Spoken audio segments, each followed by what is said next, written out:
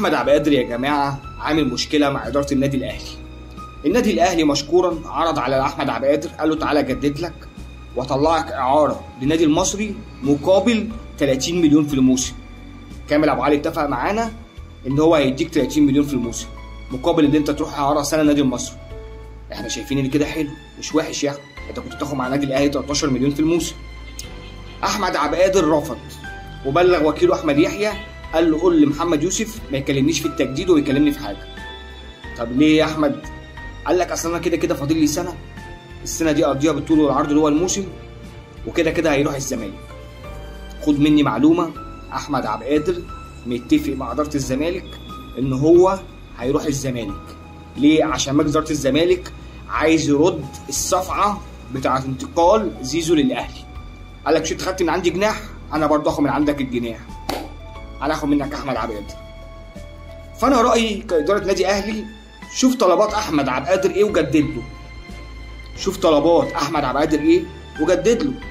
احمد عبد القادر مش وحش. اولا احمد عبد القادر مهاري، بيراوغ، لو جات له واحد على واحد بيعرف يعدي.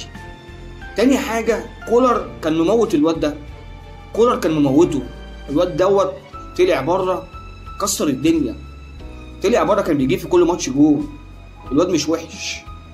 انت كاداره نادي اهلي شوف طلباته ايه، بدل ما الزمالك ياخده ويقول لك مش انت خدت مني زيزو، انا كمان خدت منك احمد عبد القادر.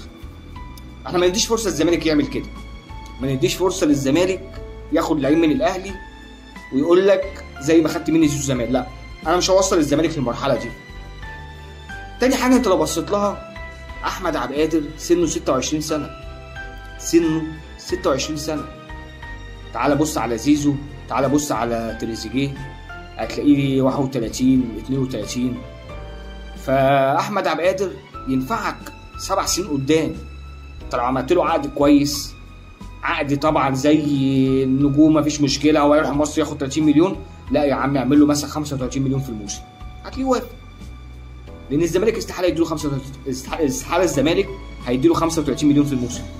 فانت كاداره نادي اهلي لا، ادي لاحمد عبد القادر 35 مليون في الموسم، ومنك يبقى عندك جناح شمال ممتاز، جناح شمال سنه صغير، جناح شمال مهاري يعرف يعدي من واحد على واحد. تريزيجيه بيكبر، زيزو بيكبر، انت محتاج احمد عبد القادر. ومنها ما تديش فرصه للزمالك ان هو ياخد من عندك لاعب ويطلع يقول لك انا خدت لاعب من النادي الاهلي، خدته من عينيه. لا، انا ما ادهمش فرصه يعملوا كده، ما ادهمش فرصه يعملوا كده. واحمد عبد القادر مش وحش، احمد عبد القادر مش وحش. فانا رايي لا، شوف طلبات احمد عبد القادر ايه وجدد له.